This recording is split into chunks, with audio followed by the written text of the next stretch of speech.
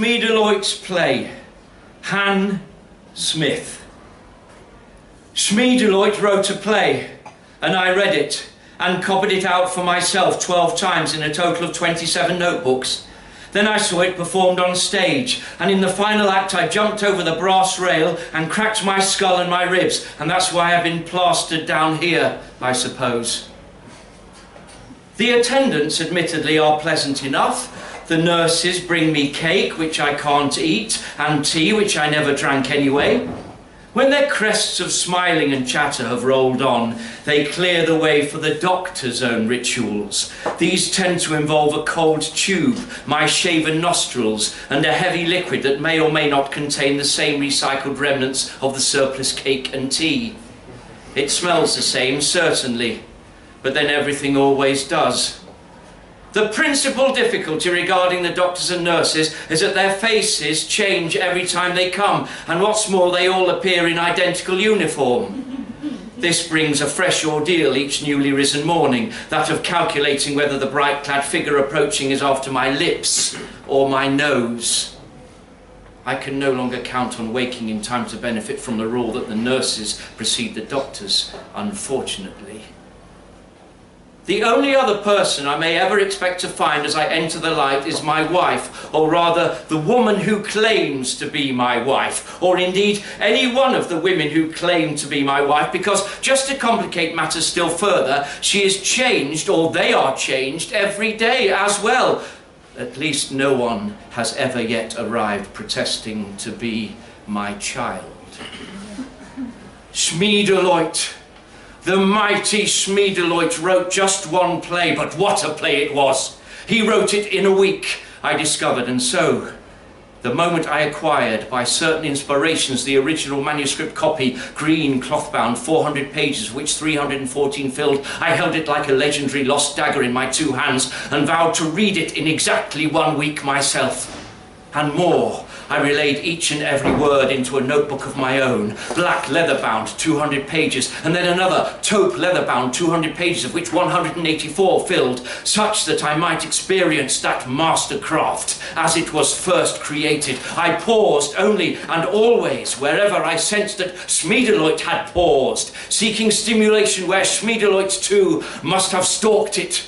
In the curves of dark rivers, in creeping rain, in the emptied recesses of stairwells and lanes, I read and I wrote and I felt Schmiedeleut's play within my limbs and my movement. Schmiedeleut's play was more than a play, it was a castle, a throng of rising towers, and I was clambering inside it to the last, tallest turret. They have fed me already today. They have come and gone with the cake and the liquids. They bring no medicines, for I am not ill. I am merely withering, borne equally now by my injuries and my futility. By the time of my second undertaking to copy out and submerge my being within the play, I had secured the information that it had taken precisely 7 days, 4 hours and 23 minutes for Schmiedeleut to complete, from what became the 90th line, as a prologue was added later after the 5th day, right through to the final richest words. I adjusted my own schedule accordingly. For the third attempt, I managed to locate a far more satisfactory pair of notebooks, green cloth-bound, each 200 pages, of which 200 and 158 pages filled respectively. And by the 7th venture, I had achieved the feat of using exactly 314 pages, as I then realized was an obvious requisite all along.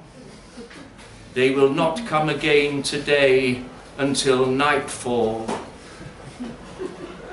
My 9th and 10th copies were necessarily abysmal for a single and singular reason. Between my 8th reading and the 9th reading, it had in the relevant circles been suggested and soon confirmed that Schmiedeleut, determined as he was to commit his play to its paper existence by way of his left hand, had some months before that revered occasion personally severed 3 fingers, 2.5 in fact, from his formerly preferred right hand. Thus was he obliged by his own genius turn of discipline to rely on the remaining 5 fingers of his left hand. Naturally, I took the very same course. Hence the somewhat alarming condition of, in particular, the 9th set of notebooks, 5 green cloth-bound 200 pages each, of which 926 filled, 914 stained or tinged in some way, 43 more ripped or soiled irremediably. Here in this gated icicle, I can read back through none of my notebooks, nor, alas, that original sacred volume of Schmiedeleut's play. This pains me insurmountably, far more so than any of the punctures in my lungs, skull, and digits, which all continue to rasp and throb daily. I am forbidden from reading Schmiedeleut's play here, just as I am forbidden from having it read aloud to me, and from speaking of what is, if mention is unavoidable, known as my accident, which was quite plainly no accident. In any case, I am physically incapable of reading in my present and foreseeably enduring state. My eyes refuse to focus on one letter or word before jumping simultaneously to that which follows and that which precedes, only to repeat the same process at each subsequent destination, causing exponential nausea, grief, searing ache, and utter nonsense in place of the lines I long to hold again. I can write, evidently. I can write, provided I extend my left arm as far from my head as is possible and never ever glance down at the ink that bleeds from this pen. I write the same limp words each time, and then at the end of the airless day, when the nurses return, or rather the new nurses arrive, or perhaps the doctors, or else the wives, and they fold me away for the coming hollowed night, my pages are smoothly but firmly pressed out of my grasp. Similarly smoothly they are torn into neat strips and then square approximate fragments. At this point I used to howl. Later I only whimpered. Now I am silent. It is my 12th copy that I miss reading most of all, along with Schmiedeleut's original, of course. The beautiful truth is that I could hardly tell the two apart. Schmiedeleut's play and my copy, my worship, green cloth-bound, 314 pages filled. I saw Schmiedeleut's trusted supplier of superior 400-page books. In the end, no damaged leaves or discomforting stains, and each script written in an untrained but humbled left hand. Then came the news of the stage performance. I was tormented, to say the least. Would Schmiedeleut really have approved, as was so adamantly alleged? Would failure to attend render my services thus far useless and despicable? What was to be done? There could only be one answer. I had made up my mind long before I took that place at the very front of the gallery seating, before I was driven to remonstrate with the slovenly fellow whose ticket supposedly entitled him to the centremost position. I knew before I even set foot in that theatre, in honesty, it was never my decision at all, but Schmiedeleut's, channeled through the incisive message of his play to me. I waited.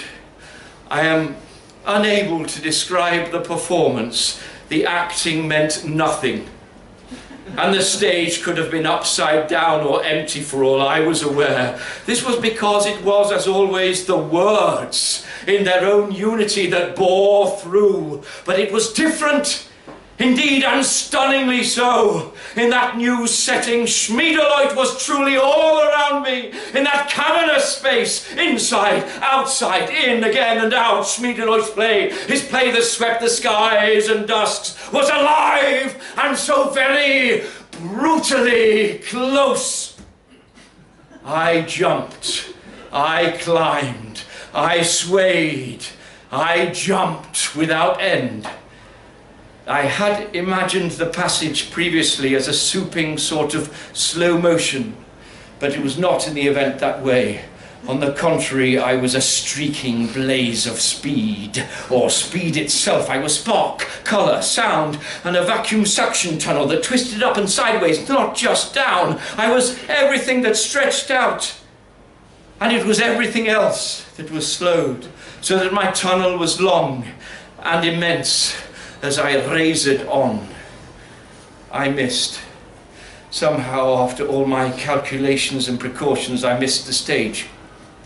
Only my head rammed and split on the very edge. the jutting and cruel corner of the stage surface, and I blurred into the floor to the echoes of the closing, saturating lines. The truth will trail in undertones, if truth will trail at all. Or something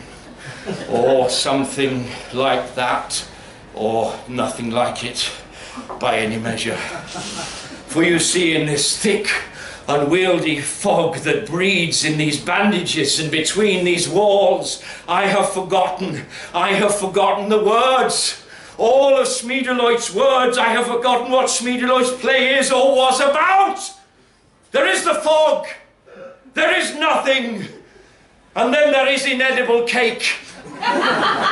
The worst remains to be declared once more before they wipe me out for another day. The worst is worst, and the sickness from reading and from not reading and from forgetting. The worst is this.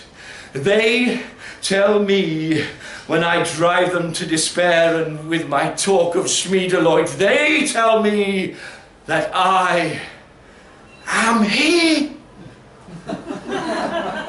You must be, cry the nurses. But you must be, cry the doctors. Just look at your fingers, cry all the wives. Look at the pen in the hand that you stab with.